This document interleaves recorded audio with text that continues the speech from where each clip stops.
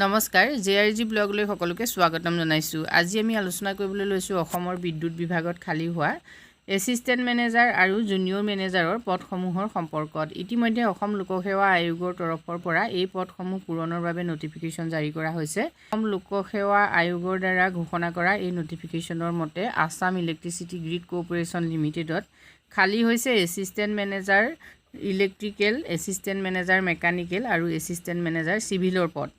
এই এছিষ্টেণ্ট মেনেজাৰৰ ইয়াত পদ আছে 10টা, এছিষ্টেণ্ট মেনেজাৰ মেকানিকেলৰ আছে 1টা আৰু এছিষ্টেণ্ট মেনেজাৰ চিভিলৰ আছে 7টা পদ। এছিষ্টেণ্ট মেনেজাৰৰ পে স্কেল চাওক 37,300 টকাৰ পৰা 1,12,000 টকা, গ্ৰেড পে হ'ল 14,200 টকা, পে বেণ্ড হ'ল 4।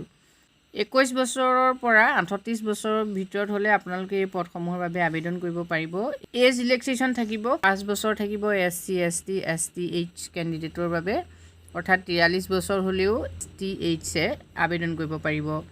আৰু 3 বছৰ থাকিব OBC, MOBCৰ বাবে, PWBDৰ বাবে 10 বছৰ থাকিব, এক্স ছাৰ্ভিচমেনৰ বাবে 3 বছৰ থাকিব।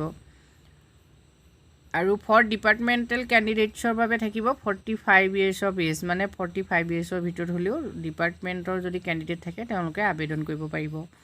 এডুকেশ্যনেল কোৱালিফিকেশ্যন চাওক, for the post of assistant manager electrical full time BE বা BTech in electrical engineering.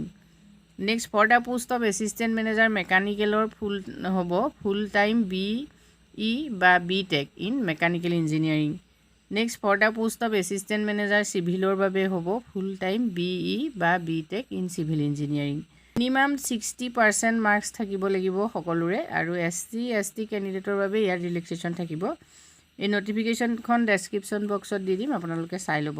Online application 11/5ৰ পৰা আৰম্ভ হৈছে, অৰ্থাৎ 11 মে'ৰ পৰা অনলাইন আৰম্ভ হৈছে আৰু লাষ্ট ডেট হ'ব 10/6/2023। নেক্সট আহিলে জুনিয়ৰ মেনেজাৰৰ পদ। Junior manager electrical, junior manager mechanical, junior manager civil আৰু জুনিয়ৰ মেনেজাৰ ITৰ পদ খালী হৈছে। জুনিয়ৰ মেনেজাৰ ইলেক্ট্ৰিকেলৰ আছে 77, জুনিয়ৰ মেনেজাৰ মেকানিকেলৰ 8, জুনিয়ৰ মেনেজাৰ চিভিলৰ আছে 4 আৰু জুনিয়ৰ মেনেজাৰ ITৰ আছে 2।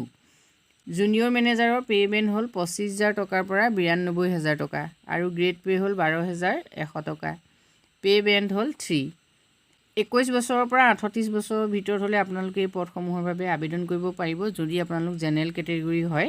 আৰু SC, ST, STHৰ বাবে 5 বছৰৰ ৰেহাই থাকিব, OBC, MOBCৰ বাবে 3 বছৰ।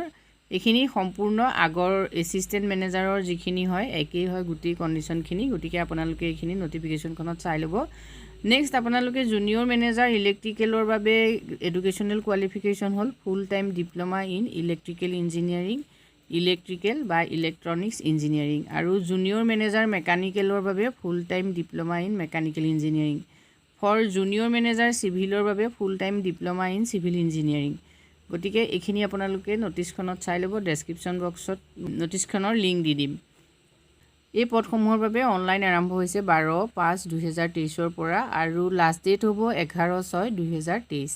জেনেৰেল কেটেগৰীৰ ফিজ হ'ব 297.20 আৰু SC, ST, OBC, MOBCৰ হ'ব 197.20, BPLৰ হ'ব 47.20 আৰু PWBDৰ হ'ব 47.20। আপোনালোকে যদি এই পদসমূহৰ বাবে আবেদন কৰিম বুলি ভাবিছে তেতিয়াহ'লে https://apsc-recruitment.in গৈ এপ্লাই কৰিব পাৰে। আজি ভিডিঅ'টোত আমি আপোনালোকৰ বাবে এইখিনি তথ্য আগবঢ়াইছোঁ। যদি আপোনালোক উপকৃত হৈছে কমেণ্ট কৰি জনাব। ধন্যবাদ।